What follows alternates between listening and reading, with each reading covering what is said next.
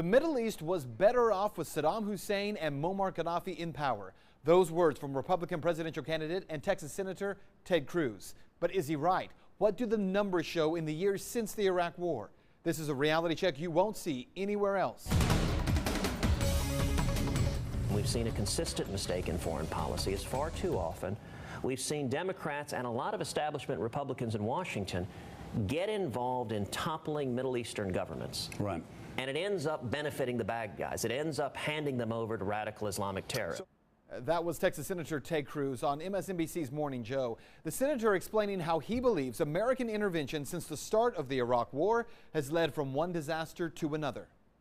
Was the world, in fact, in the Middle East a more secure place when Saddam Hussein was in power, when Muammar Gaddafi was in power, and when Assad wasn't fighting for his life in Syria? Of course it was. It was more stable. That's not even a close call. Well, without question, the senator is correct. The Middle East was without question safer and more secure under Gaddafi, Saddam Hussein, and when Assad wasn't fighting for his life. But to really get that point, here's some numbers to consider. According to reports from our own U.S. government, reports of deaths from terrorism in the Middle East between 2002 and 2014 have increased 4,500%. But let's go a little bit deeper here. Take, for instance, just the country of Iraq.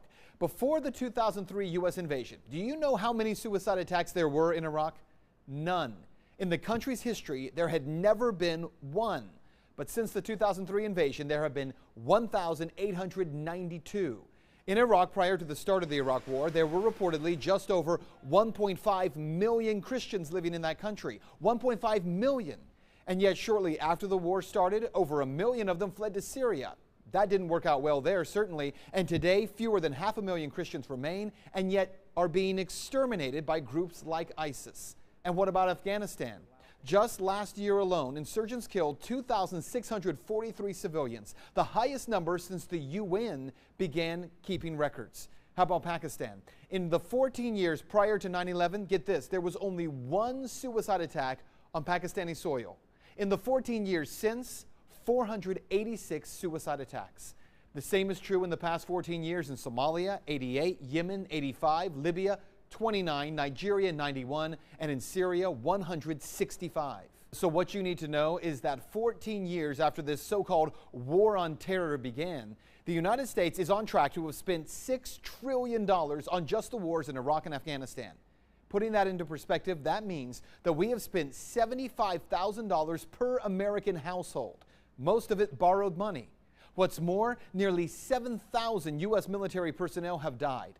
Tens of thousands more are being lost every day as 22 U.S. veterans commit suicide each day. If we're to be honest here, the only thing that the war on terror seems to have brought us and the rest of the world is more war and more terror. That's Reality Check. Let's talk about that tonight on Twitter.